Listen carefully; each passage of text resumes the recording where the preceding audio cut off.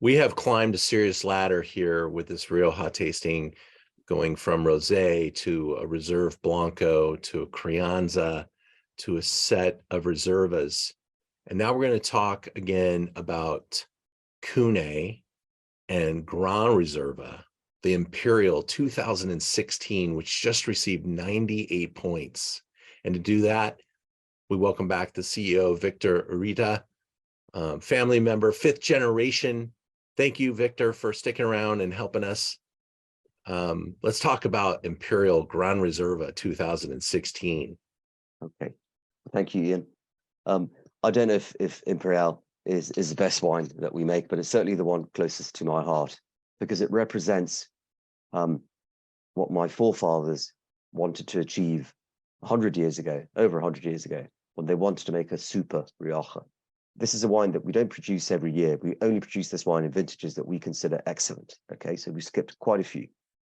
And if you taste different vintages, what you need to be seeing there is a consistency of quality and style.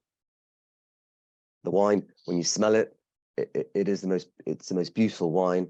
It has a churchy nose. You're going to say that's nonsense, but really that's what it is. It smells like an old Gothic church from Europe. It has a velvet texture. And again, you're going to think that's, what do you mean? That's nonsense. You know, you don't eat velvet, but it has a velvet feel in your mouth.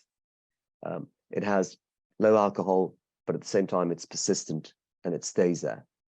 And to me, those are the hallmarks of great wines that incur in contradictions, but at the same time can achieve something great. This is our harvest from last year. As you can see, that's the sorting tables for the fruit. That's where we make the wine. That's Maria, the winemaker. The previous image had Irene. She's the person in charge of viticulture. A very feminine company. And I think that shows in the wines. The best tasters are female. I think they're capable of detecting nuances that we can't.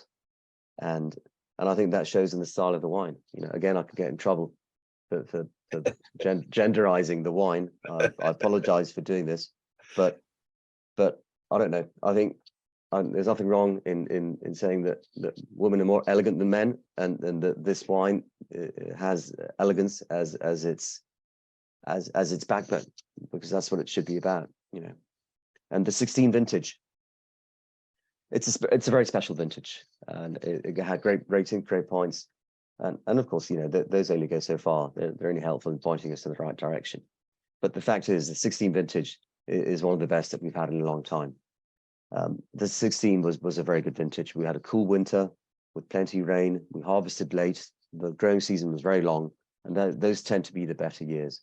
Now, this wine is a different wine, a different vineyard selection. Is that what Imperial represents? Yeah, it's a different everything from Cune. Yeah, Cune we produce every year, and that is a big difference with Imperial. Imperial only comes from our own vineyards. In fact, it comes from our vineyards in three different villages. That's a picture of one of them. A beautiful picture of the main vintage, the main vineyard that goes into Imperial is called Torre Montalvo.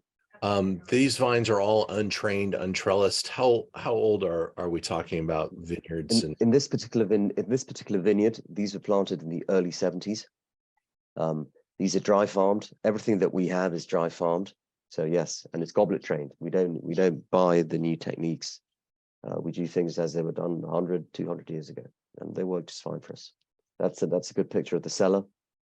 Now, when I see Bordeaux people selling now the 22 vintage, I think, wow, you know, that's extraordinary. The fact that they're able to do that, you know, I don't even know what the 22 is going to be like. You know, I'm hoping it's going to be great, but the wine isn't even in bottle yet. You know, we age the wine in barrel for up to 3 years. And once that period of aging is done, we bottle it, and we keep it in bottle for quite a few more years after that. So these are pictures that could be Imperial 17, 18, or 19 that have been bottled, but it's going to sit there for a few years before we even consider shipping it. And again, I think that's good. I think it's the fact that the current vintage now of Imperial is a 16.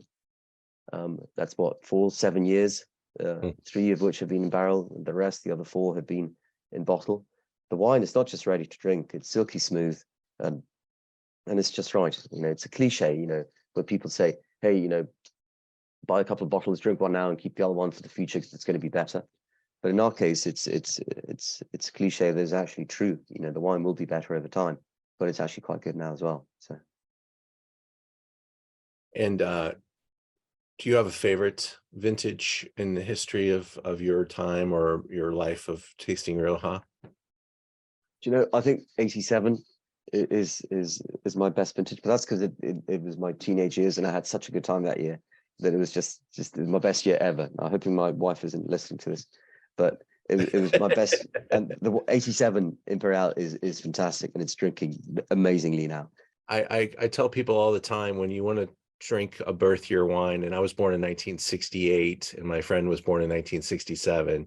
So anytime I see old bottles of Rioja from like the 60s available at a relatively reasonable price, if you bought them 10 years ago, you were stealing, history, because the wines weren't that expensive.